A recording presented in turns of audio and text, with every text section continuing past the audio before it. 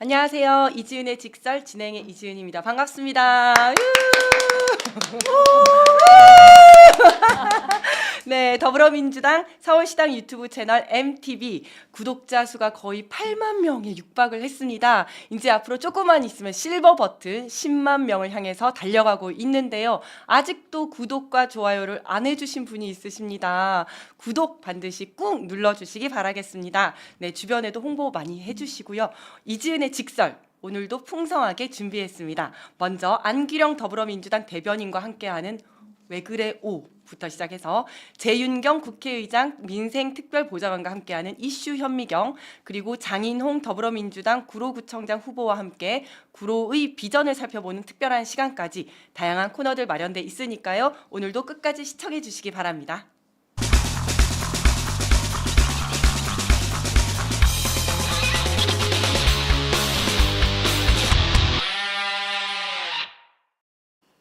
네, 서울시와 오세훈 서울시장의 정책과 행보, 발언을 거침없이 비판하는 오세훈의 왜 그래 오 시간입니다. 오늘은 더불어민주당 대변인이시자 네, 서울시 도봉갑 지역위원장이신 안기령 위원장님 나오셨습니다. 안녕하세요. 네, 안녕하세요. 반갑습니다. 네, 반갑습니다. 네. 개국 방송 이후에 한 달 만에 MTV 네. 찾아주셨는데요. 안 위원장을 환영하며 준비한 저 뒤에 데코는 어떻게 마음에 드십니까? 깜짝 놀랐어요. 바로 여기인데 그 구하기 어려운 거를 작가님이 어렵게 찾으셨다고. 다람쥐. 그때 제가 맞습니다. 개국 방송 때 나와서 네. 그 깃발의 날다람쥐. 맞아요. 그래서 날다람쥐를 그래서 구해왔습니다. 준비해 주셨습니다. 감사합니다. 네, 어떻게 마음에 좀 드십니까? 네. 그리고 저희 개국 가져가도 돼요? 그럼요. 가지고 가세요. 위원장님을 위한 특별한 선물입니다. 저희 개국 방송 영상 조회수 1위가 바로 안기령 위원장님이세요. 네. 아셨어요? 알고는 있었는데. 그렇구나. 맞습니다. 조회수가 얼마나 올라가고 있는지. 와, 잘하셨어요. 네. 근데 다른 분들 영상도 너무 재밌고 네, 유익했고. 네, 다들 너무 잘해주셔서 너무 영광이었고요. 특히 우리 안 위원장님은 거기서 또 바람을 담아서 바람개비도 날려주셨잖아요. 네, 그래서 많은 분들이 열심히 조회수를 눌러서 1위가 된 것 같습니다. 아유, 영광입니다. 그리고 또 홍보소통위원장이시잖아요. 네. 서울시당 홍보소통위원장. 그래서 그 홍보도 여기저기 많이 하시더라고요. 그죠? 네. 네, 어디서 또 홍보 많이 하셨죠? 네. 그리고 최근에 그 홍보소통위원회 발대식이 있었습니다. 네, 네. 이지은 위원장님 맡고 갔었죠. 계신 다문화위원회랑 네, 네. 같은 날 네, 이제 맞아요. 저희도 발대식을 했는데 아무래도 뒤에 구로구청장 후보님도 나오시는데 네. 재보궐 선거가 4월에 예정이 되어 있고 네. 그리고 아마도 윤석열에 대한 탄핵이 인용되면 또 조기 대선이 치러질 거기 때문에 특히나 이런 정보의 홍수 속에서 가짜뉴스의 범람 속에서 홍보 소통이 중요하다. 그런 결의를 다지는 자리였습니다. 네, 맞아요. 저기 지금 화면 나가고 있는데요. 홍보소통위원회 발대식이었는데 정말 제가 간 발대식 중에서 국회의원님들이 가장 많이 온 곳이 아닌가.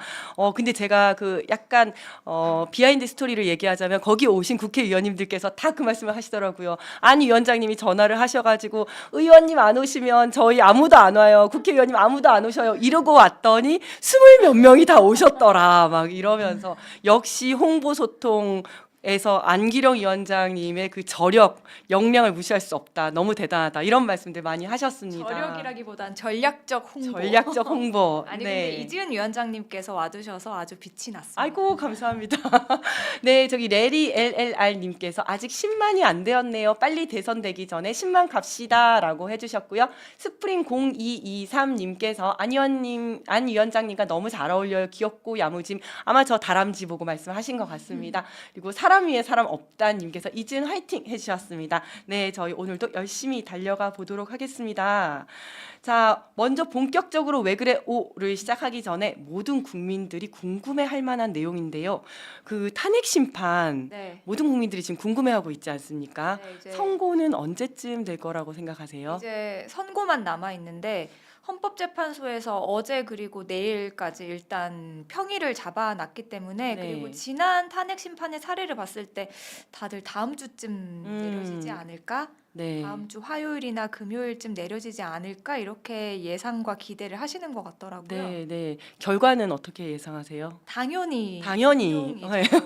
8대 0. 네, 그러니까 이게 과거의 탄핵 심판 사례와 견주어 봤을 때 사실 너무 명확하다 네. 인용이 될 만한 것이 그 헌법을 위배한 것이 그런데 음. 다만 이 내란 집단과 극우 세력이 너무나 저항을 하고 있기 때문에 그들에게 조금이나마 작은 빌미라도 주지 않기 위해서 시기와 좀 절차를 헌법재판소가 존중하고 지켜가려고 하다 보니까 뭐 이제 좀 시기를 보고 있다 이런 일각의 해석도 나오고 있더라고요. 맞습니다. 저도 그런 것 같아요. 그리고 최상목 대행이 마은혁 헌법재판관 후보자에 대한 임명을 보류를 하고 있는데 참 웃기는 게 법적 판단과 함께 정무적 판단을 하겠다고 하더라고요. 정무적 판단을 하는 자리가 아니잖아요. 그럼요. 그야말로 그 대통령의 빈 자리를 대행하고 있는 네, 것뿐인데 네.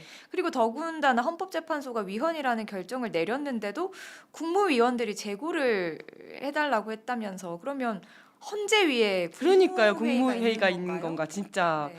말도 안 된다고 생각이 되죠. 근데 또 한덕수 총리 탄핵이 기각되면 그때 한덕수 총리가 임명을 해야 된다. 뭐 이런 얘기들도 있더라고요. 국힘에서는 어떻게 보셨어요?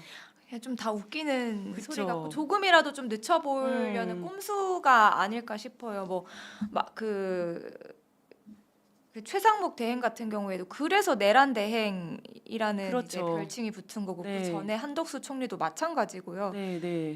사실 근데 국민의힘이 지금 그렇게 버티기로 일관을 하고 있는데 헌재에서 윤석열에 대한 탄핵 인용 결정이 내려지면 거기도 어쨌든 지금은 뭐 오전에는 헌재 맞아요. 압박하고 극우 세력 손잡고 하다가 밤에는 대선 뒤에서 준비하고. 대선 준비하고 있다라고 네. 하잖아요. 헌재에서 윤석열에 대한 탄핵 인용 결정이 내려지면 뭐 더 이상 손을 쓸 수 없고 국민의힘도 윤석열과 소위 손절할 손절. 것이다. 손절하고 음. 대선 국면으로 돌입할 것이다. 그렇게 보입니다. 맞습니다. 저도 그렇게 생각을 합니다. 네, 오늘의 왜 그래 오로 들어가 보도록 하겠습니다. 오늘의 왜 그래 오의 주제는요. 이겁니다.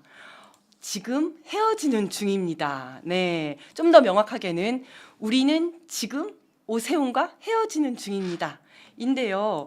명태균 의혹의 중심에 서 있는 오세훈 서울시장 숱한 의혹과 증거가 쏟아지고 있는데도 계속해서 모르쇠로 일관을 하고 있습니다.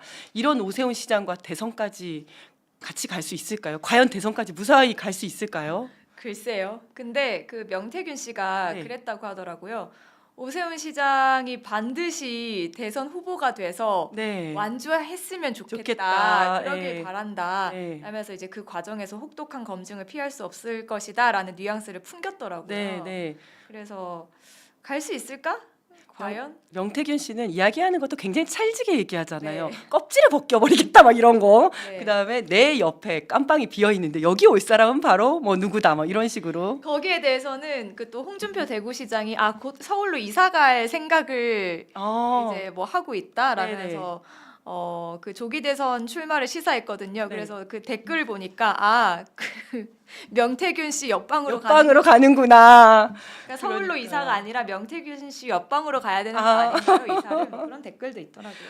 그렇군요. 네, 먼저 이제 명태균 씨 관련 의혹에 대해서 한번 구체적으로 이야기를 해보겠습니다. 그 오세훈 서울시장은 명태균 씨 의혹 관련해서 거짓말을 했다가 의혹이 나오면 증거가 나오면 말을 바꾸고 또 거짓말했다가 말 바꾸고 이런 게 계속되고 있어요. 먼저 거짓말 변천사부터 한번 짚어보겠습니다.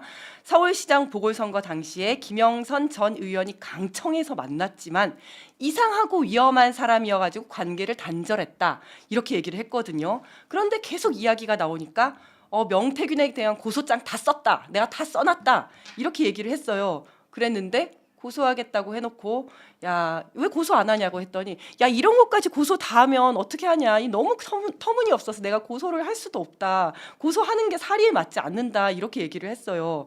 또 그리고 처음에는 2021년 1월 중하순쯤에 2번 만난 게 전부다. 라고 하더니 계속해서 이야기가 나오니까 만남을 끊어내는 과정이 있었다. 무슨 정말 연애하다가 헤어지는 것도 아니고 만남을 끊어내는 과정이었다. 또 이렇게 얘기를 했습니다. 그리고 여론조사 관련해서도 오 시장의 최측근이던 강철원 전 서울시 정무부시장이 그 전에 경선을 앞두고 명태균에게 여론조사 설문지를 보내서 자문을 구한 메시지가 지금 나왔다는 거 아니겠습니까? 이러한 내용들이 검찰의 그 포렌식 과정에서 다 나오고 있습니다.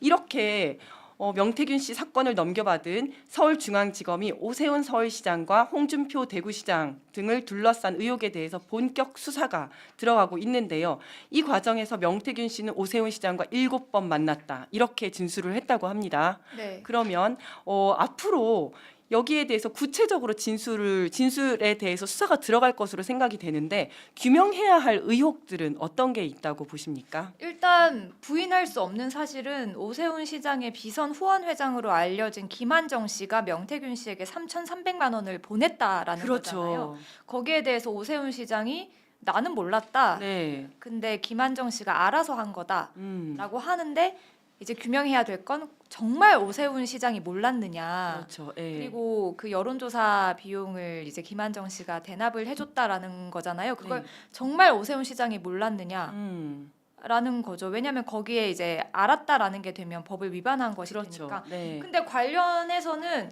그 최근에 김한정 씨와 강혜경 씨 네. 그 의혹을 폭로했던 분이죠. 그 녹취를 뉴스타파가 보도를 했습니다. 거기에 네. 보면 그 김한정 씨가 오세훈 시장이 만나보라고 해서 명태균 씨를 만났다라는 취지로 이야기를 해요. 네. 그러니까 명태균 씨가 뭐 이번에 시장 안 나오면 다음에 대선 때 도와주겠다, 대통령 만들어주겠다 하는 이야기를 듣고 혹해서 이제 본인이 직접 만나면 좀 위험을 감수해야 될 수도 있으니까 본인의 비선 그 후원 회장인 김한정 씨에게 만나보라고 한 거죠. 그래서 그 김한정 씨가 강혜경 씨에게 뭐 오세훈이 지가 좀 나서기 그러니까 나한테 만나라고 한 거야. 그래서 내가 명태균이랑 얽혀서 여기까지 온 거야. 네. 라는 취지의 이야기를 합니다. 네. 그리고 또 하나 중요한 건 이 명태균 게이트가 좀 커질 조짐을 보이니까 일부러 이제 녹취가 되게 하는 거죠. 녹음이 되게 하면서 이제 자기는 명태균 씨와 아무런 관련, 그러니까 오세훈 시장이 명태균 씨 아무리 관련이 없다, 네. 아무리 뭐라 해도 관련이 없다라는 식의 말을 일부러 해요. 그거를 오세훈 시장은 관련이 없다라는 증거로 쓰려고.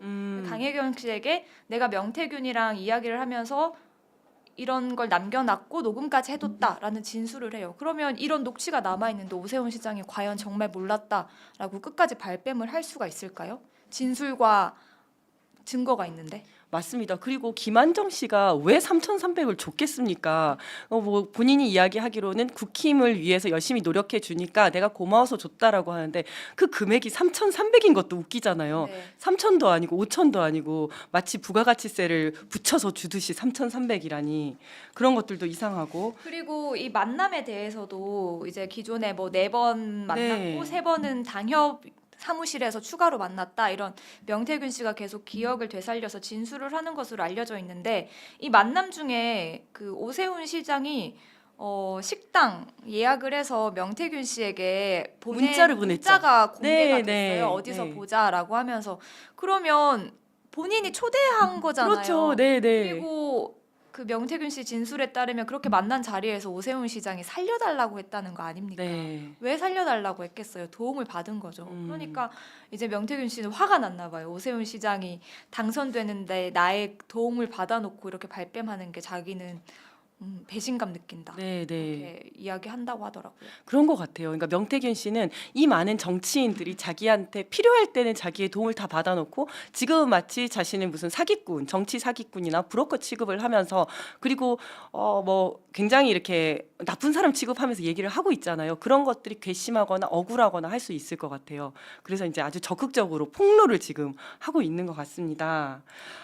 그리고 또 근데 오세훈 시장은 이런 쏟아지는 의혹을 해명하기보다는 이런 의혹을 제기하는 사람들 그리고 민주당 의원들에 대해서 오히려 좀 나쁜 이야기들을 하고 있더라고요. 예를 들어서 민주당의 아버지는 명태균인가 보다 이런 생각이 든다. 뭐 이런 얘기를 하더라고요. 이게 민주당이 명태균 씨에게 의존한다라는 거였거든요. 네, 네. 그러니까 본인에게 쏟아지는 의혹을 물타기 하는 거죠. 그렇죠. 본인이야말로 명태균 씨 만난 자리에서 살려달라라고 했다는 폭로가 나왔는데 본인이야말로 명태균 씨에게 의존했던 거 아닐까요? 그렇죠. 그러니까 이런 건 정치 공세, 물타기 네. 밖에 보이지 않는다. 그렇게 돌려드리고 싶습니다. 맞습니다. 그리고 명태균 씨의 폭로가 오세훈, 홍준표를 넘어서 여권 전반을 향하고 있지 않습니까? 지금 뭐 국힘 주요 정치인 30명을 죽일 수 있다, 뭐 이런 이야기까지 했는데요.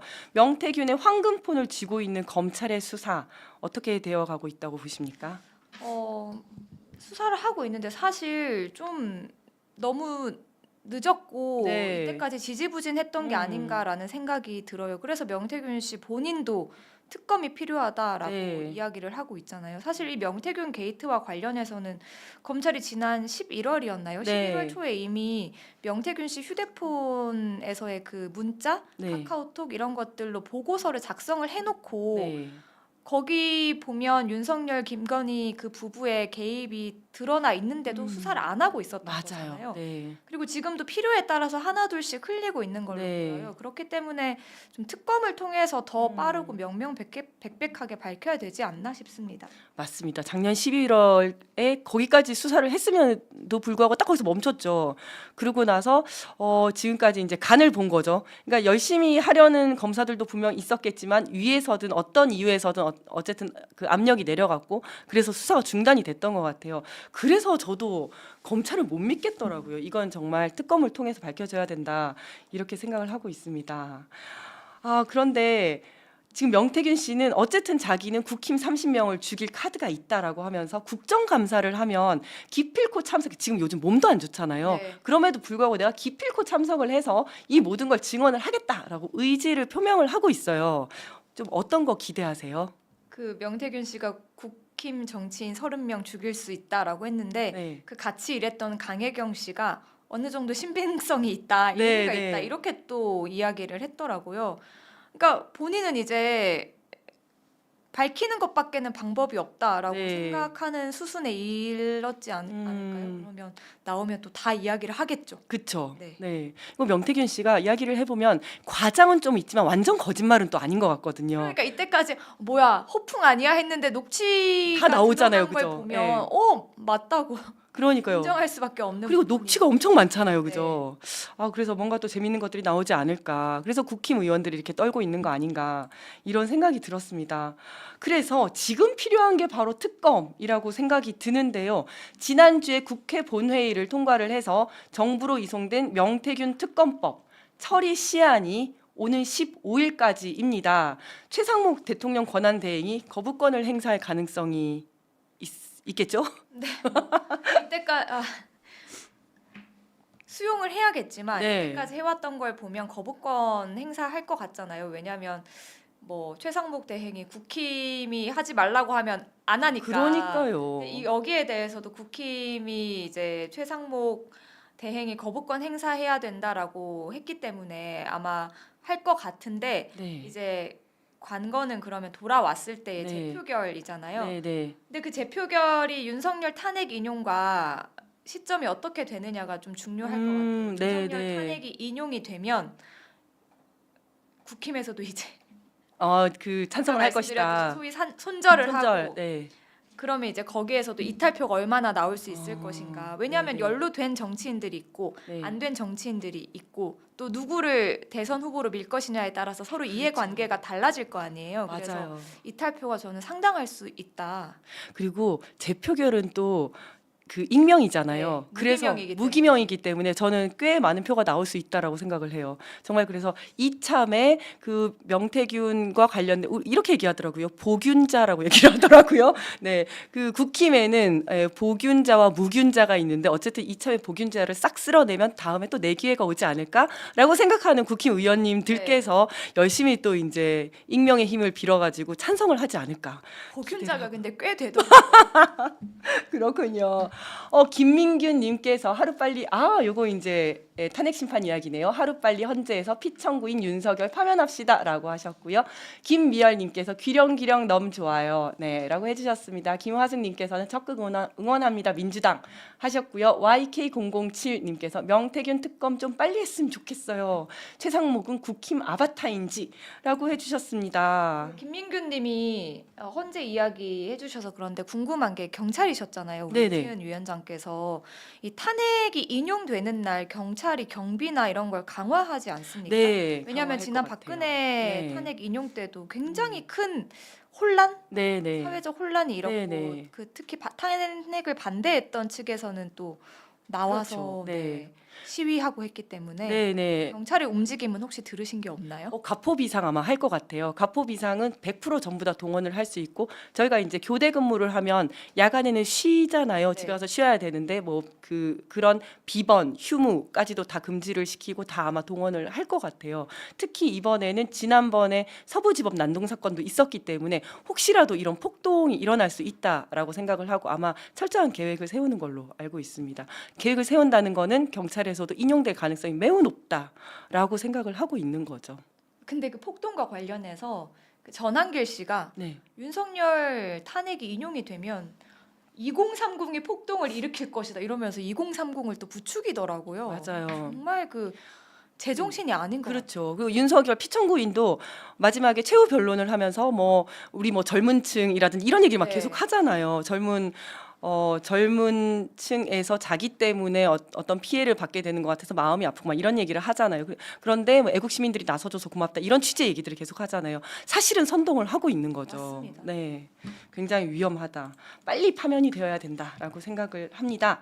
자, 그러면 오세훈 서울시장과도 그의 말바꾸기 거짓말과도 안전 이별하기 위해서는 하루빨리 명태균 특검이 이루어져야 한다라고 생각을 하고요. 오세훈 시장 관련해서 한 가지만 더 간단하게 살펴보도록 하겠습니다. 지난 4일 오세훈 서울시장이 이명박 전 대통령을 만났습니다. 사실상 대선 행보로 보이는데요. 오세훈 서울시장은 이명박 전 대통령과 만나서 가장 필요한 게 경제 성장이다. 이렇게 말을 했는데 정작 오세훈 시장은 서울 시민들의 세금을 밑빠진 독에 갖다 붓고 있다는 비판이 굉장히 많거든요. 어떻게 보셨어요? 일단 이명박 전 대통령 만난 건 경제 대통령에게 경제를 배운다 이런 이미지를 각인시키고 싶었던 네. 것 같아요. 근데 그거잖아요. 어쨌든 그래도 실질적으로는 아직 탄핵이 인용되지 않았기 때문에 네, 대통령이 존재하는 상황에서 네. 대선 나갈 거다라는 느낌을 많이 풍기면 그 탄핵 반대하는 세력에게 밉보이고 그렇죠. 그런데 네. 뭔가 준비를 해야 되겠고 되겠고. 아무튼 좀 이런 행보가 네. 참 오세훈답게 위선적이다라는 생각이 일단 들었고요. 네, 네.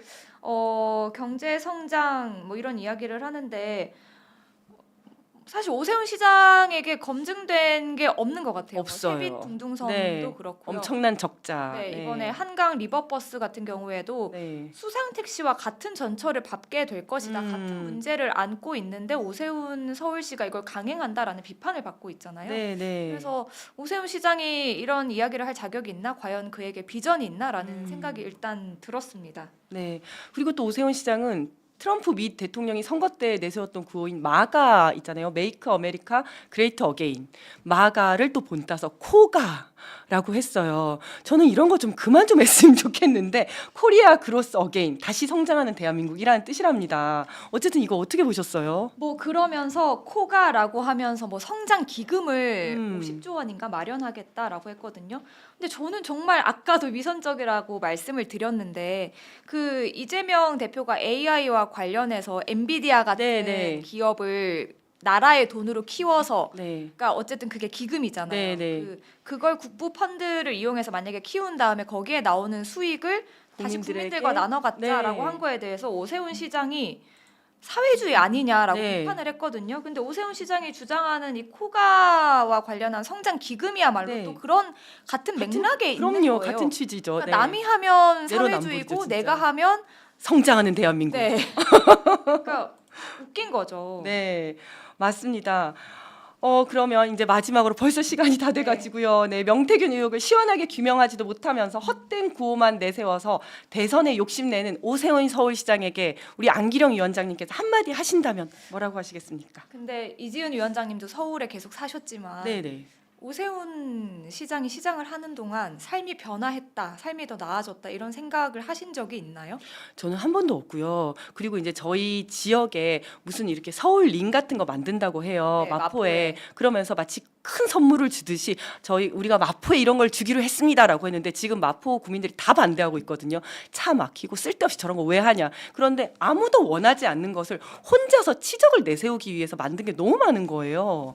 근데 그런 거를 좀 알고나 있는지 정말 궁금합니다. 그러니까요. 그리고 행정 같은 경우에는 있는 걸 또 잘 분배해야 되는데 오세훈 시장의 과거 행적을 보면 전혀 그렇지 않았잖아요. 네. 아이들에게 밥 공평하게 주겠다라는 것도 싫어서 아이들 밥그릇 뺏으려고 그렇죠. 본인의 시장직을 걸었던 사람이고 최근에 언행도 보면 뭐 가난한 집 아이, 부잣집 자제 자제. 뭐 이런 네, 기본적인 인식이 좀 틀려 먹었다. 그렇죠. 네. 그래서 근데 이 코가 이야기를 오세훈 시장이 주장을 했는데 그 기사의 댓글이 이렇게 있었어요. 네 코가 석자. 코가 석자. 네, 네 코가 석자. 네, 네. 라고 댓글이 달려 있었거든요. 네. 근데 참 공감이 됐습니다. 오세훈 시장은 대권 주자가 되고 싶다면 본인을 둘러싼 의혹부터 명명백백하게 규명을 해야 된다. 사실 그 지난 서울시장 재보궐 선거 때도 그 처가 땅과 관련한 의혹이 불거졌는데도 뭐 네. 제대로 규명을 하지 못했거든요. 네네. 그리고 뭐 이번에 명태균 게이트도 그렇고요. 오세훈 시장은 본인을 둘러싼 의혹부터 규명을 해야 된다. 그래야 자격이 생긴다. 니코가 석자다라는 말로 정말 아름답게 이렇게 니코가 정리가 될 것 같습니다. 네. 오늘의 왜 그래 오. 네, 오늘은 더불어민주당 대변인이신 안기령 위원장님과 함께 이야기 나눠봤습니다. 네, 고맙습니다. 앞으로도 자주 나와주시기 바랍니다. 네, 감사합니다. 감사합니다. 네.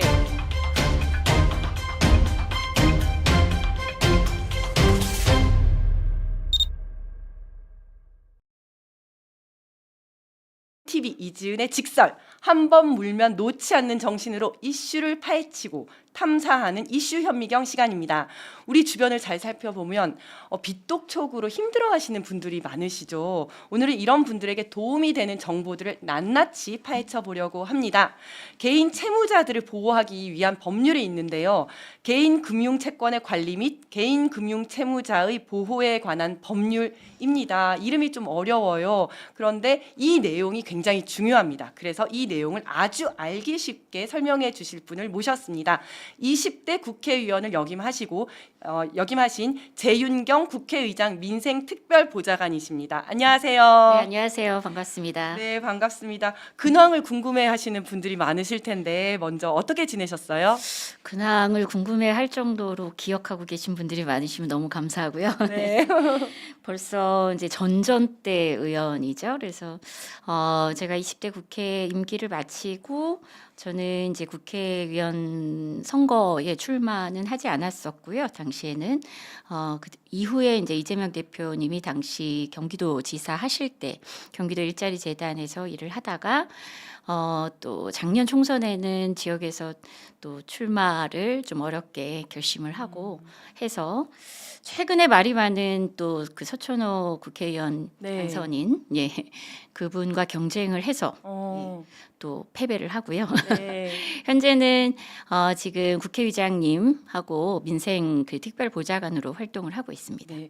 경제 전문가시잖아요. 정확하게는 가계경제 가계경제 전문가라고 전문가. 얘기하는 게 네, 맞을 것 같습니다. 네. 네. 요즘 우리 국민분들이 고물가, 고환율, 고금리 너무너무 힘들어 하시는데 내란 사태 이후에 민생이 더 어려워졌다고 합니다.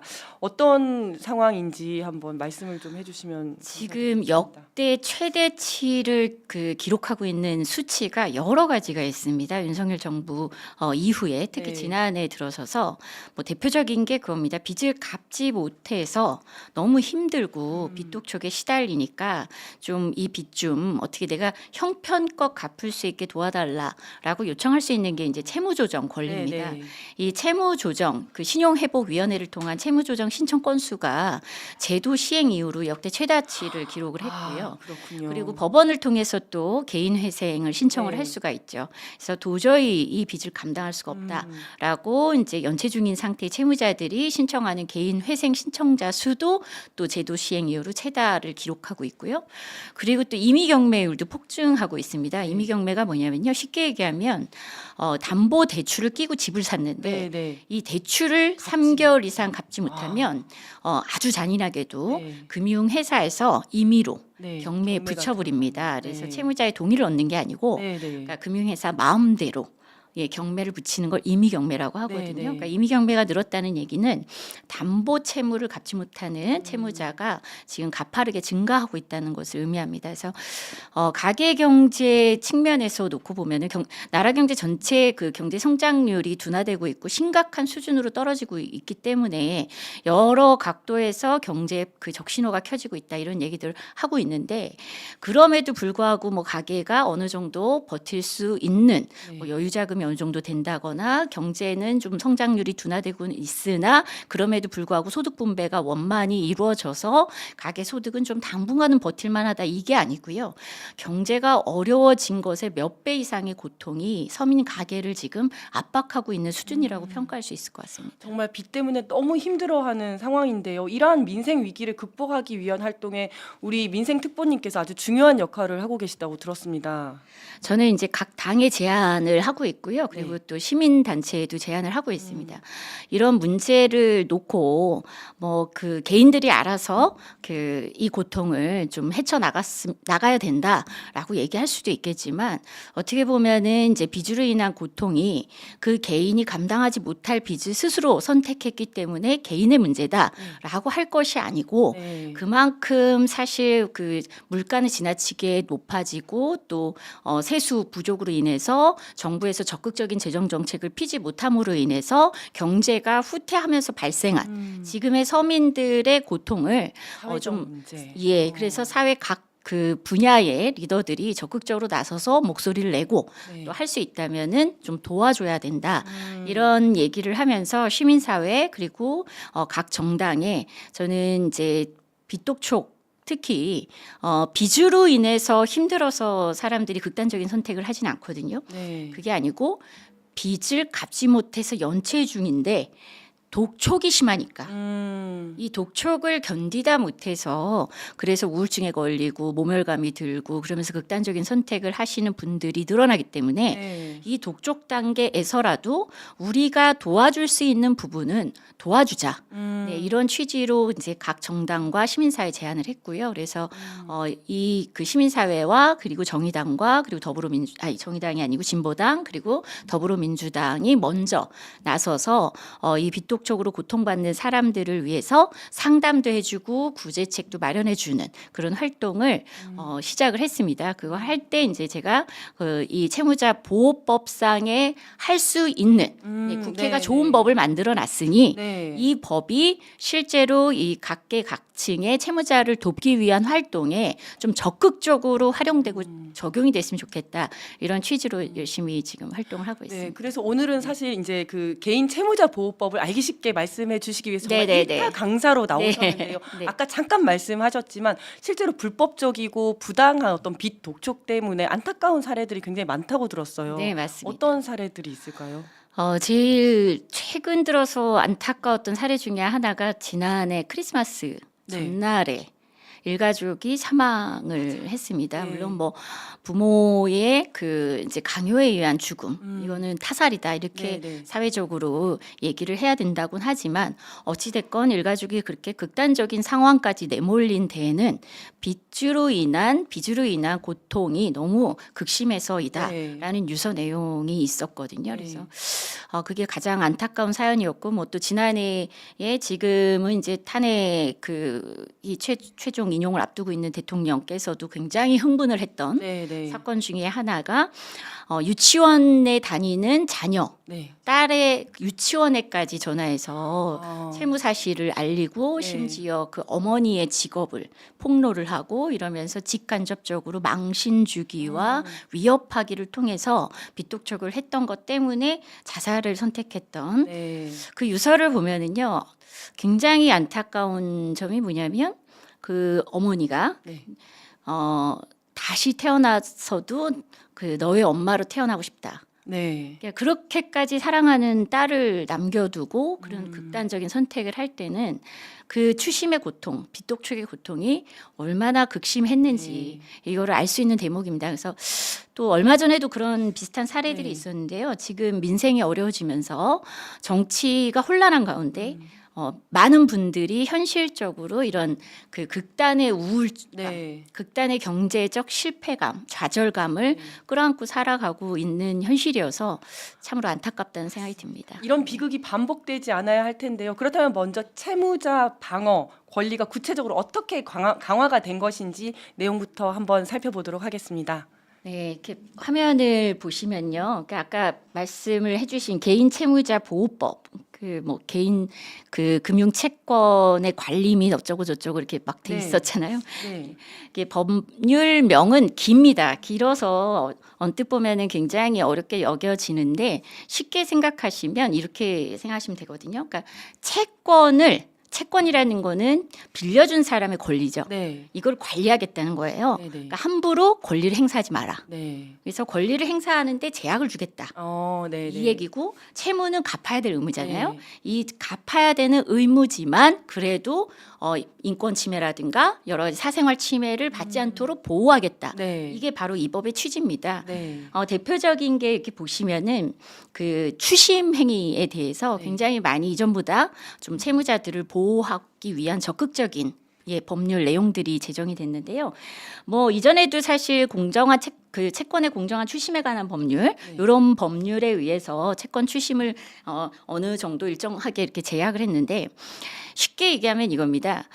갑자기 그 사회자님께서 네. 돈을 빌려서 갚지 못했는데 연체를 했어요. 네. 갑자기 금융회사에서 전화 와가지고 누구누구 씨 그 연체하셨는데 빚 갚으셔야죠.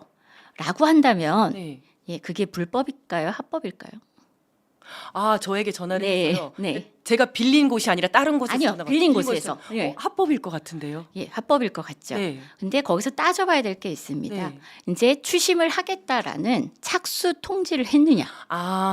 그 서면으로 착수 통지를 네, 해야 네. 되고요. 그래서 네. 추심 전 며칠 전까지는 착수 통지를 서면으로 해야 되고 그 서면에 그 추심을 하는 추심인의 성명과 소속과 이런 것들을 다 밝히게 돼 있습니다. 네. 그 통지서를 받은 뒤에 전화를 받았으면 합법이고요. 합법이고. 근데 만약에 그런 서면 통지가 없는 상태에서 만약에 느닷없이 전화 왔다. 그럼 불법입니다. 그렇군요. 사람들이 생각할 때 불법 추심하면은 네. 폭력, 맞아요. 폭언 네. 이것만 생각하시거든요. 네. 저희가 이 빚독촉에 대해서 상담을 강화해야 된다라고 이 사업을 시작하게 된 제안하게 된 가장 큰 배경이 이겁니다.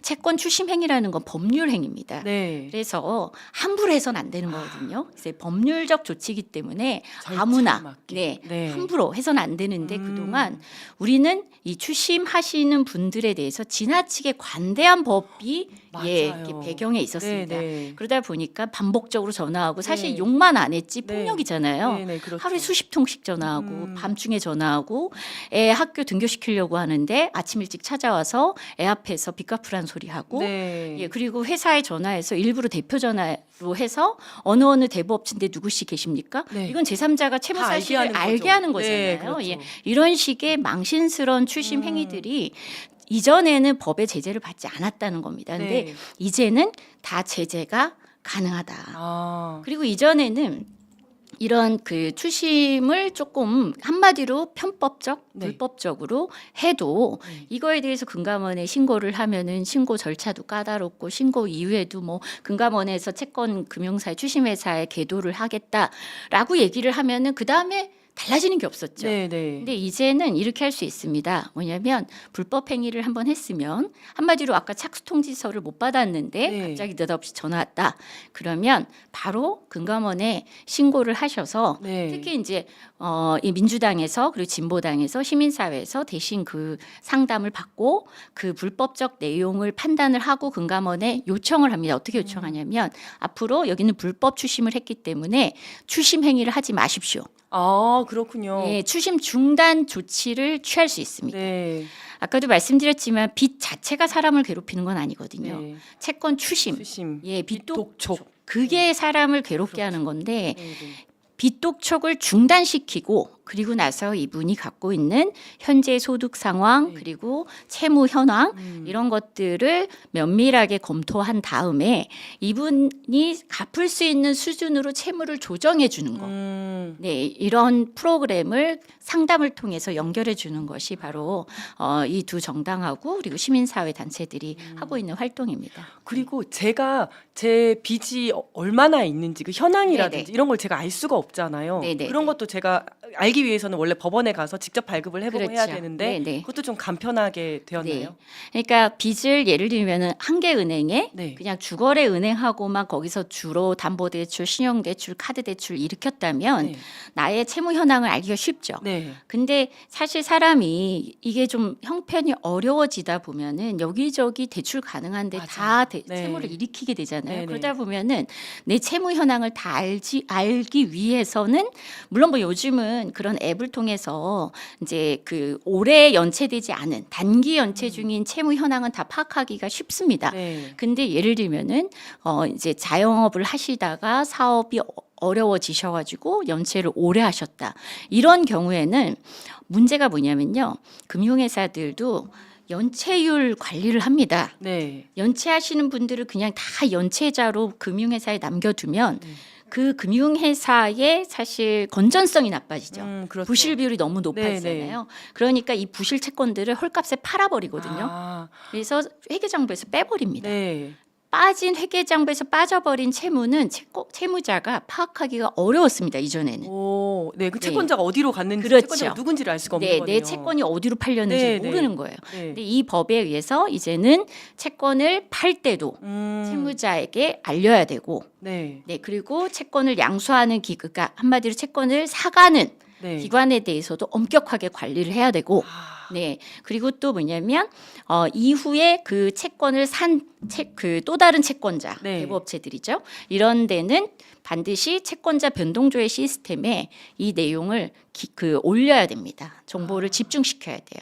그래서 채권자 변동조회 시스템 안에 들어가 보면 네. 내 채권이 다 있어야 돼요.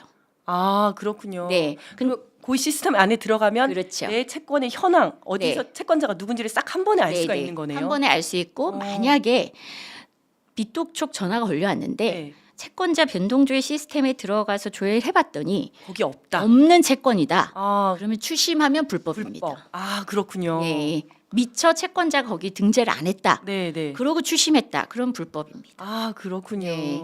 그러니까 한마디로 거기 없는 채권은 안 갚아도 되는 빚입니다. 채무자로서는 네. 굉장히 힘이 되는 네, 그런 네, 네. 어떤 시스템인 것 같아요. 네, 많이 바뀌었습니다. 네, 네. 그러면 이런 뭐 빚독촉이라든지 이게 불법 추심인지 이런 게 궁금하거나 할 때는 빚독촉 상담소로 연락을 드리면 되나요? 네, 우리 더불어민주당 우리라고 하면 안 되겠군요. 네.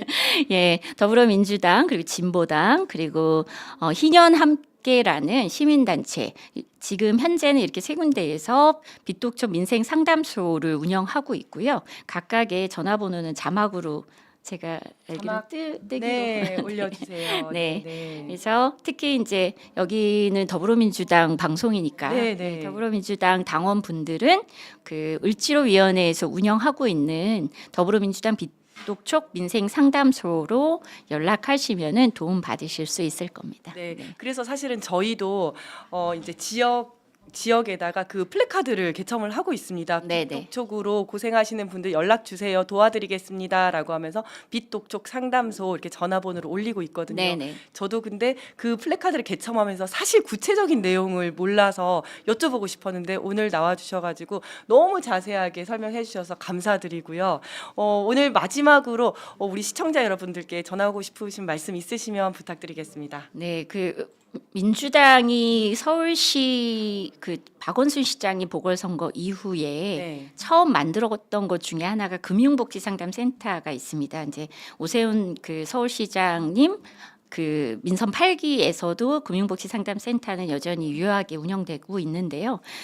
민주당의 빛독촉 민생상담소를 통해서 불법 추심을 겪고 있거나 아니면 빛독촉이 너무 힘들다 그러면 꼭 상담과 도움을 받으시고요. 그리고 채무조정을 원하신다면 나는 빚 부담을 좀 줄이고 싶다. 매월 상환 원리금이 너무 부담스럽다라고 생각되시면 서울시 같은 경우는 서울시 금융복지상담센터, 경기도도 또 그 서민금융복지상담센터가 있습니다.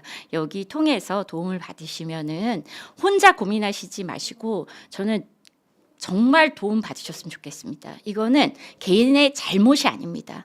경제적 실패는 사회가 재기할 수 있도록 다시 응원해 줘야 되는 문제지 실패했으니까 좌절하고 살아야 된다.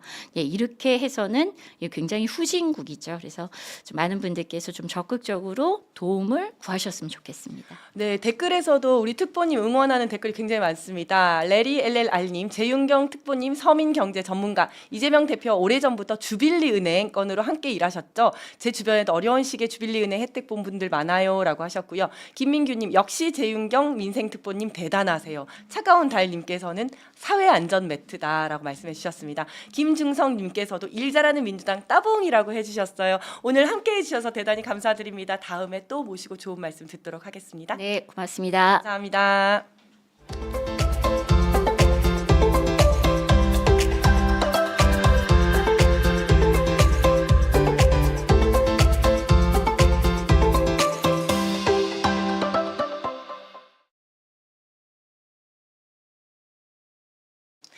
네, 민주당 MTV 이지은의 직설 오늘은 특집 코너를 마련했습니다. 상반기 재보궐선거가 이제 한 달 정도밖에 남지 않았는데요. 서울에서 유일하게 재보궐선거가 치러지는 지역이 있습니다. 바로 구로구입니다. 오늘의 특집 코너의 초대 손님은 바로 구로구 토박이로서 치열한 경쟁을 뚫고 4월 2일 재보궐선거 구로구청장 후보가 되신 장인홍 후보님이십니다. 안녕하세요, 후보님. 안녕하세요. 반갑습니다. 네. 후보 경선 때 여기 MTV 스튜디오 오신 적 있으시죠? 예, 왔습니다. 아마 3차 경선 때로 기억을 하는데요. 네, 그때 네. 많이 긴장했었습니다. 다시 우리 MTV 스튜디오 오신 소감이 어떠신지? 감회가 새롭고요. 그때보다 더 넓게 보입니다. 네, 네. 예. 그때는 아마 긴장해가지고 네. 주변에 뭐가 있는지도 잘 안 보였는데 지금은 어느 정도 보이네요. 예. 네, 네.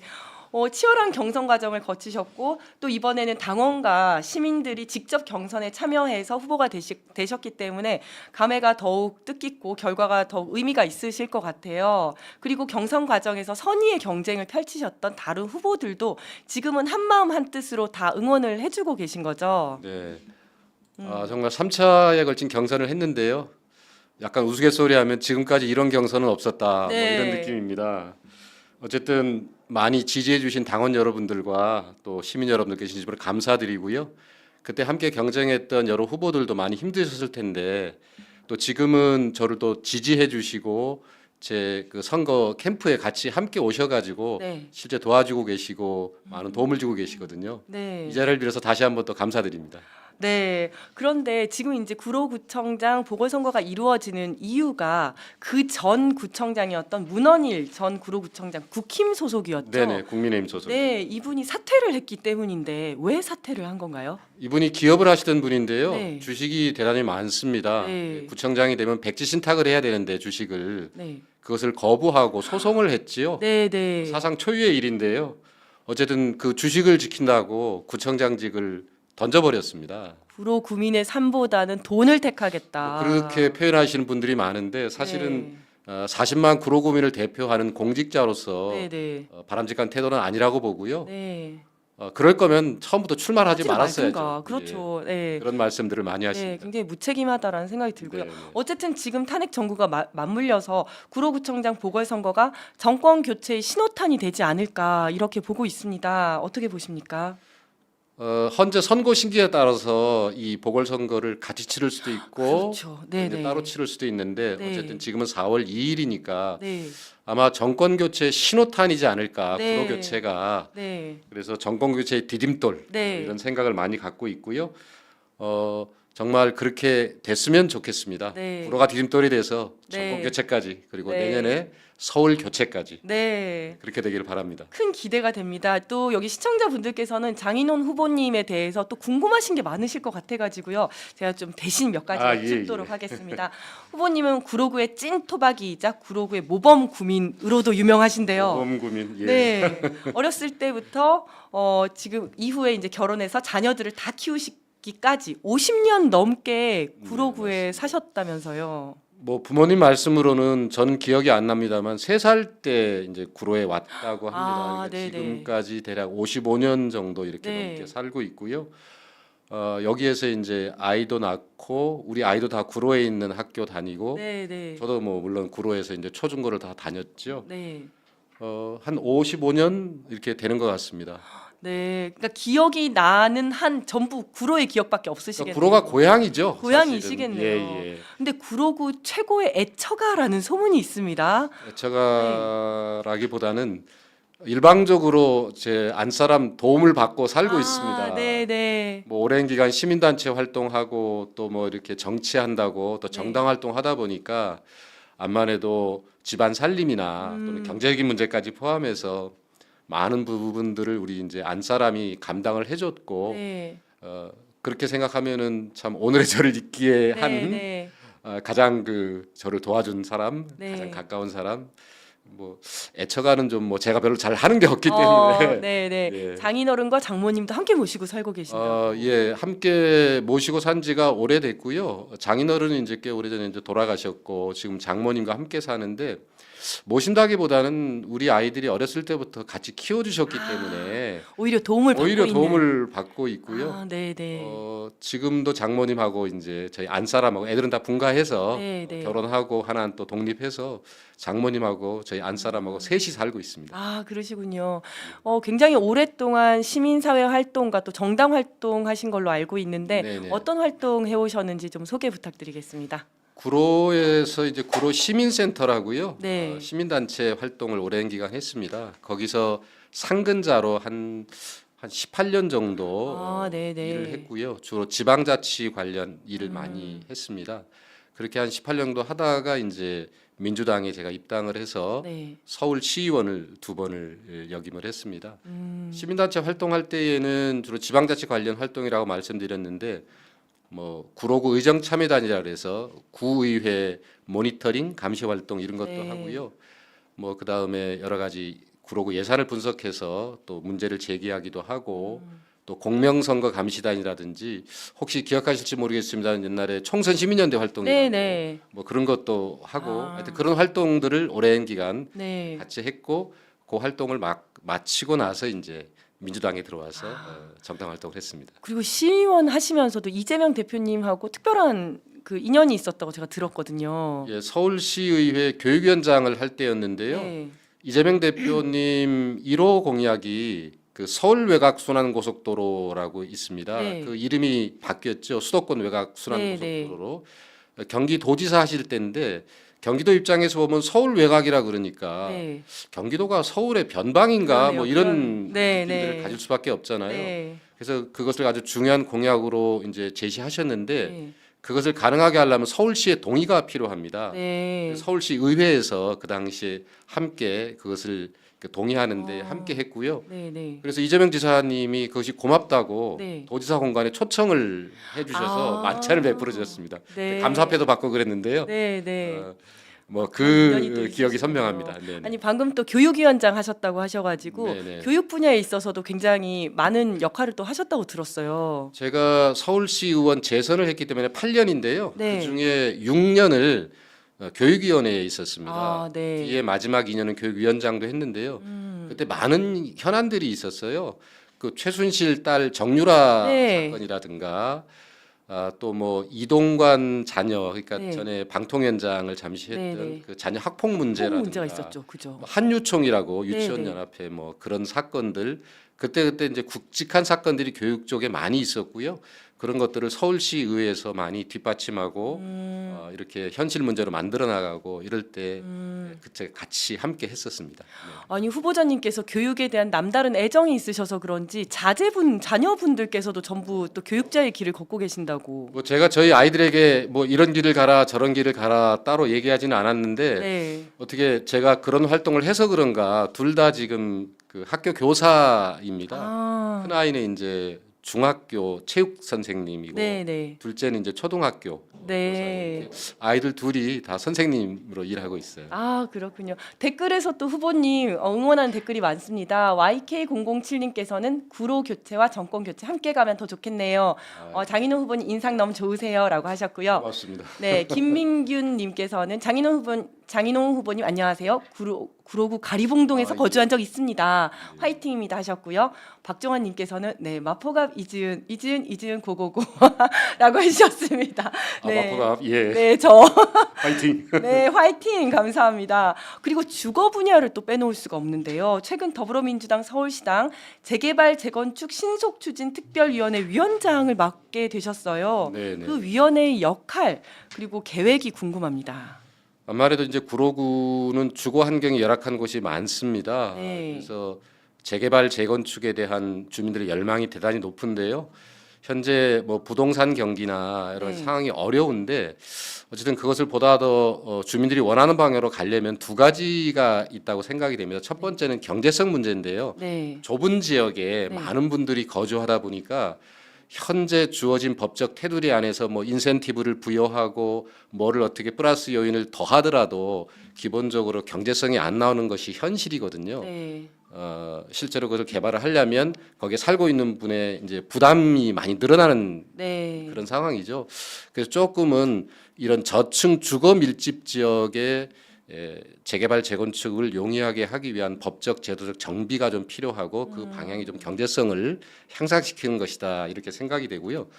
두 번째는 주민들께 잘못된 정보가 전달되는 경우가 많아요. 네. 예를 들면 A라는 사람은 우리 200% 용적률을 할 수 있다. 근데 네. 갑자기 B라는 사람이 아니야 300%야. 어. 이렇게 하면 주민들이 서로 헷갈리죠. 헷갈리고 네. 그런 정확한 정보 제공이 안 맞아요. 되다 보니까 네. 그로 인해서 주민들 간에 분열이 일어나고 힘을 모으지 못함으로 인해 맞습니다. 가지고 재개발 재건축이 네. 좀 더 뒤처지게 되는 이러한 상황들이 있는데 아마 정확한 정보 제공, 그다음 법 제도적 정비를 통한 경제성 향상 이런 부분들이 좀 뒷받침돼야 뭔가 주거 환경이 좀 더 신속히 주거 환경 개선이 좀 이루어지지 않을까 네. 그런 생각을 해서 아마 그런 직책을 또 저한테 부여하고 또 그렇게 노력하라고 한 것 같습니다. 네, 그리고 또 구로구 토박이로서 구로구의 문제, 그다음에 무엇이 필요한지에 대해서 누구보다 잘 알고 계실 것 같거든요. 새로운 구로를 만들기 위해서 우선 필요한 정책 과제들은 뭐라고 생각하십니까? 첫 번째 제가 생각하는 것은 구로의 정체성입니다.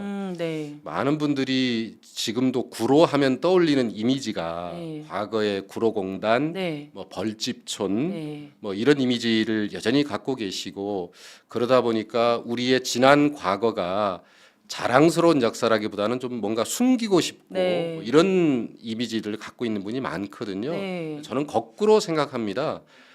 과거 구로공단 이제 정식 명칭은 한국수출산업공단인데 네. 이것이 이제 한강의 기적, 우리 네. 대한민국의 경제 발전을 이룩한 견차 역할 같은 것을 했거든요.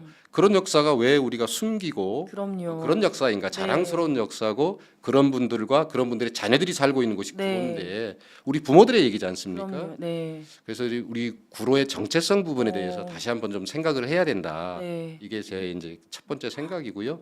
아까 말씀드렸던 주거 환경 개선의 문제, 또 교육 환경 개선의 문제 이 두 가지는 같이 가거든요. 주거 환경이 열악하면 자녀를 둔 젊은 층들이 이사 오지 않잖아요. 네. 그런 것들이 연관돼 있기 때문에 이러한 좀 주거 환경 개선, 교육 환경 개선도 우리 미래를 위해서 우리 구로에서 되게 필요한 아주 절실한 일입니다. 아니 근데 구로의 정체성 이야기를 하시는데 제가 너무 공감이 되는 게 보통 구로공단 이러면 낙후된 이미지가 있기 때문에 이걸 지우고 세련되고 새로운 그런 이미지를 위해서 이미지 탈바꿈을 한다라고 생각을 하는데 그게 네. 아니라 그 우리의 역사를 제대로 들여다보고 그렇습니다. 거기에 의미를 부여한다라는 게 너무 좋은 것 같아요. 아까 좀 전에 말씀드렸던 이재명 대표께서 서울 외곽 순환 고속도로를 수도권 외곽 네. 순환 고속도로로 바꿨잖아요. 네네. 우리가 왜 변방이냐 네, 뭐 그렇죠. 이런 인식처럼 일맥상통하다고 보는데 우리 구로가 왜 그래야 돼? 옛날에 이렇게 맞습니다. 자랑스러운 역사인데 그럼요. 그런 어떤 우리의 의식의 변화 네. 되게 중요하다고 생각합니다. 네, 그거 외에도 1호선 전철 지하화 뭐 이런 여러 가지 공약들을 또 말씀을 하셨더라고요. 네네. 뭐 혹시 더 말씀하실 내용이 있으실까요?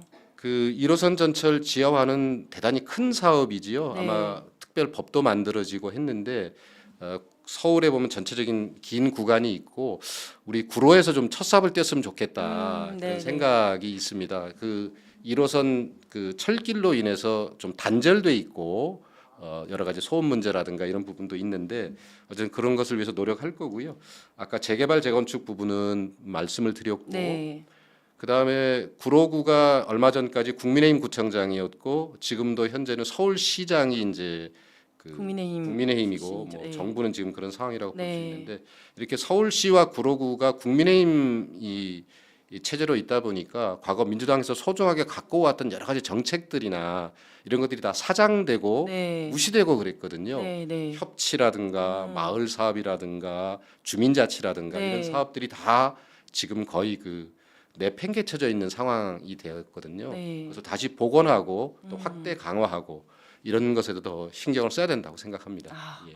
그러니까 구로구 맞춤형이다라는 생각이 드는데요. 혹시 이와 더 관련해서 좀 구체적으로 뭐 말씀하시고 싶은 내용이라든지 있으시면 얼마든지 여기서 우리 네. 시청자분들께 말씀해 주시면 좋을 것 같습니다. 제가 이제 선거 운동을 하면서 이렇게 주민들 특히 상인들을 만나다 보면 두 가지 말씀을 많이 하십니다. 첫째는 너무 어렵다. 너무 어렵다. 인생이 너무 맞아요. 어렵고 장사 너무 안 된다. 네네. 두 번째는 싸우지 마라. 나라가 빨리 안정됐으면 좋겠다. 네, 네. 이런 말씀을 하십니다. 두 번째는 어쨌든 이제 국회에서 또는 네. 또 국민들이 힘을 모아서 또 헌재의 선고를 통해서 아마 그렇게 오랜 시간이 걸리기 전에 해결되리라고 보고요. 어쨌든 민생 문제는 정말 중요합니다. 네. 그래서 민생 지원금 얘기도 하고 그러는데요. 네. 어쨌든 한시바삐 중앙정부 차원에서 우리 어려운 분들을 위한 민생 지원금 명목이 뭐가 됐든 간에 네. 그런 것들이 빨리 만들어지길 바라고요. 제가 구청장이 되면 구로사랑 상품권이라든지 네. 또 여러 가지 그 이런 기초단체 차원에서나마도 할 수 있는 그런 네, 것들이 네. 있거든요. 네. 그래서 그런 것들을 좀 한시바삐 좀 실행을 해서 좀 이 힘들어하는 우리 소상공인들, 자영업자들, 우리 서민들을 좀 이렇게 그런 힘든 데서 조금은 좀 숨통이 트일 수 있게끔 네. 그런 정책들을 적극적으로 시행할 예정입니다. 네, 지금 대한민국도 그렇고 우리 구로구도 그렇고 굉장히 중대한 전환점에 있다라는 생각이 드는데요. 그러면 후보님이 바라시는 구로구의 미래는 어떻게 생각을 하고 계신지? 일단은 그 지금은 탄핵 국면이잖아요. 네네. 이것이 한시바삐 빨리 정리돼서 나라가 안정되고 좀 그랬으면 하는 큰 바람이 있고요. 네, 네. 이번에 이제 구로 교체, 정권 교체를 통해서 그런 부분들이 한시바삐 좀 정착되기를 바랍니다. 그다음에 우리 구로의 미래와 관련해서는 저는 이런 생각을 갖고 있습니다. 약간 추상적이긴 하지만 떠나고 싶은 구로가 아니라 네. 머물러 살고 싶은 구로. 네, 네. 우리 젊은 층들이 사실 많이 떠나가고 있습니다. 네. 그 대표적인 이유가 아까 말씀드렸던 주거 환경의 문제와 또 교육 환경의 문제가 사실 그 뒤에 이면에 놓여 있는데요. 이 구로를 그런 젊은 층들이 머물러 살고 싶은 구로로 만들기 위한 다양한 정책들이 있을 수 있는데 어쨌든 그것들을 하나하나 이렇게 좀 풀어나갈 예정이고요. 정말 누구든지 구로로 이사 오고 싶은 네. 그런 것으로 만들고 싶은 그런 그 희망이 있습니다. 네, 댓글에서도 응원하시는 분들이 많으십니다. 세상만사님께서 민주당 승리하십시다라고 해주셨고요. 송지연님께서는 새로운 그룹 파이팅, 장인홍 화이팅 해주셨습니다. YK007님께서 구로구 저도 인연이 깊어요. 새로운 지역 이미지로 더 발전하시길 응원합니다라고 해주셨어요. 저도 선거를 해봤지만 선거 때 엄청 바쁘거든요. 근데 그 시간을 또 쪼개어서 이렇게 또 여기 나와주셔서 너무 감사드리고요. 마지막으로 MTV 시청자분들께 한 말씀 해주시고 화이팅! 구로구 화이팅 한번 해주시면 감사드리겠습니다. 예, MTV 시청자 여러분 반갑습니다. 이제 선거가 며칠 남지 않았는데요. 남은 기간 최선을 다해서 지금은 쌀쌀한 아직 겨울이지만 4월 2일은 봄이지 않습니까? 네. 따뜻한 봄 소식 전할 수 있도록 최선을 다해서 노력하겠습니다. 네. 감사합니다. 구로구 화이팅 하셔야 돼요. 구로구 화이팅! 화이팅! 네. 고맙습니다. 감사드립니다. 네, 이지은의 직설 오늘은 세 분의 출연자 분들과 다양하고 재미있는 이야기 나눠봤는데요. 네, 다음 주에 저는 더 재미있고 풍성한 이야기거리로 함께하도록 하겠습니다. 감사합니다.